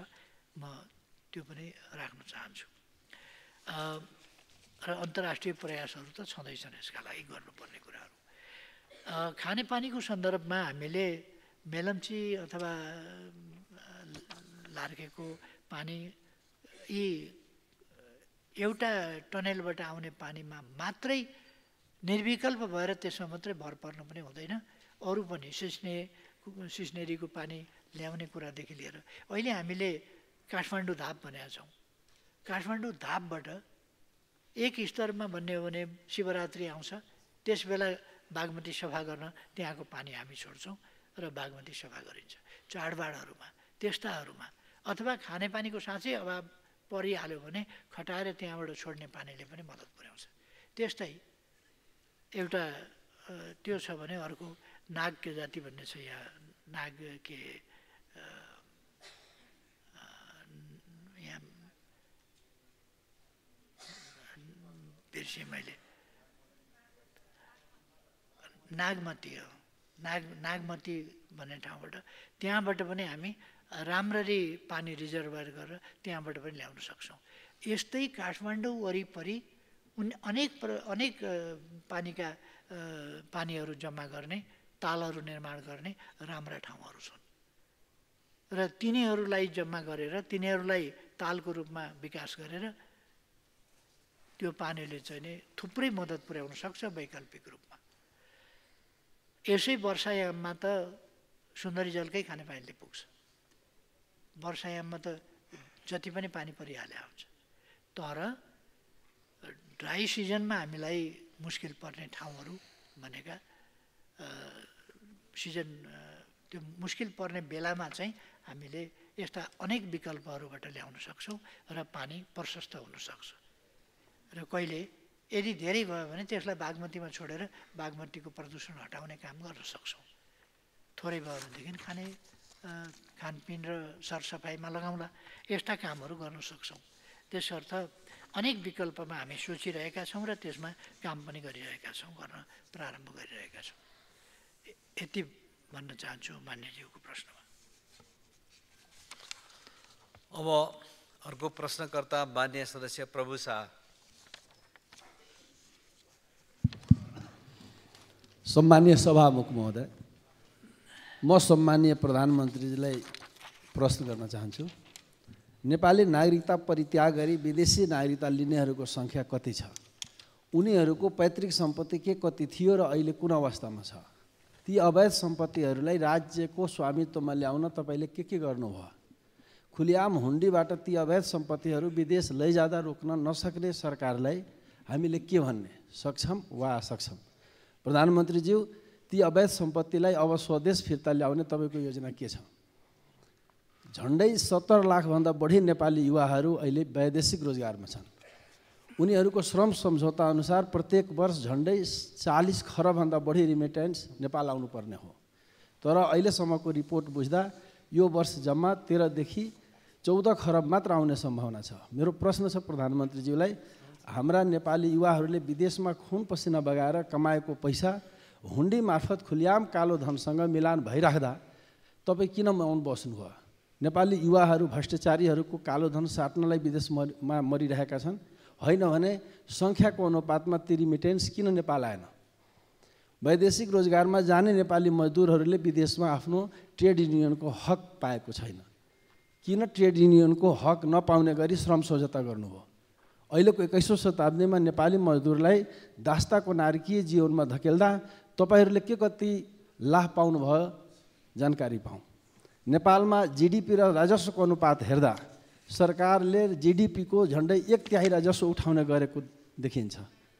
57 खरब जीडीपी रहेको हाम्रो देशमा केन्द्र सरकारले झन्डै 14 खरबभन्दा बढी राजस्व उठाउने, प्रदेश सरकारले झन्डै 2 खरब र स्थानीय सरकारले पनि झन्डै 3 खरब राजस्व उठाउने लक्ष्य राखेको देखिन्छ, जो जीडीपीको 30% हुन आउँछ। यसलाई कर आतंक नभन्ने त के भन्ने प्रधानमन्त्रीज्यू? के यस्तै कर प्रणालीले हाम्रो अर्थतन्त्रको सुधार हुन्छ? हुँदैन भने यो कर आतंकलाई रोक्ने योजना के छ? तपाईँले सार्वजनिक रूपमा भारत भ्रमणमा जाँदैछु भन्नुभएको थियो, त्यो जाँदैछु भनेको कहिले हो? निम्तो नआइकन किन जान्छु भन्नुभयो? यसले देशको प्रतिष्ठामा आँच आएको अनुभूति हुँदैन? यो सरकार 2/3 बहुमतको हो, बलियो छ भन्नुहुन्थ्यो, तर आफैले ल्याएको अध्यादेश पारित गर्ने सामान्य बहुमत समेत नहुँदा अहिले बिचलीमा परेको जस्तो अनुभूति हुँदैन?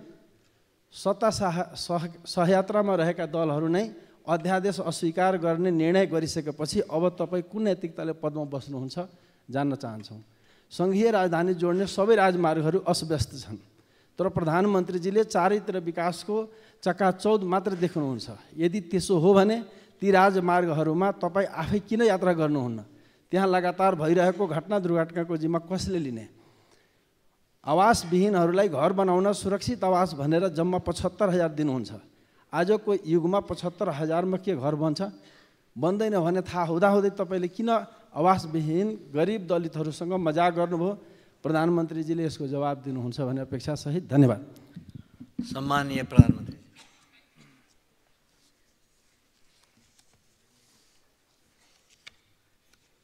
सम्माननीय सभामुख महोदय,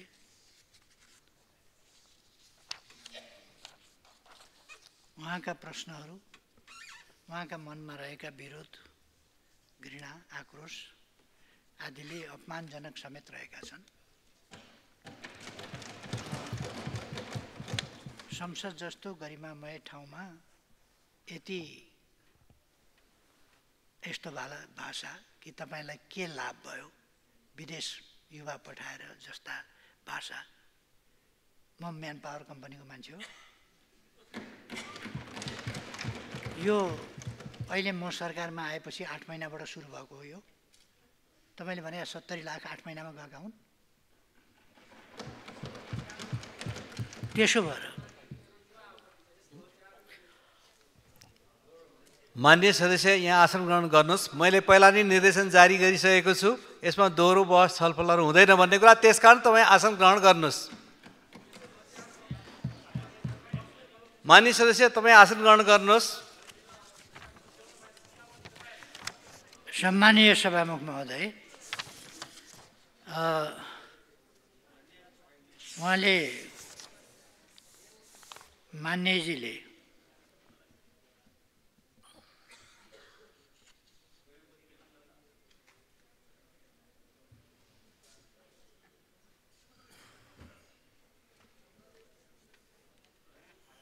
गर्नुभएका प्रश्नहरूमा खासै जवाफ दिइरहनु पर्ने छैन। सबैको उत्तर आफैले बोकेर आउनुभएको छ प्रश्नमा।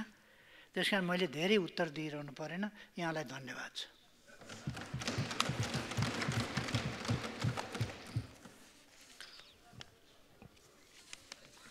माननीय सदस्यहरू, आजको लागि निर्धारण गरिएको प्रधानमन्त्रीसँग प्रत्यक्ष प्रश्नोत्तर सम्बन्धी कार्यक्रम यही समाप्त हुन्छ। सम्माननीय प्रधानमन्त्रीलाई आफ्नो आसन ग्रहण गर्न अनुरोध गर्दछु।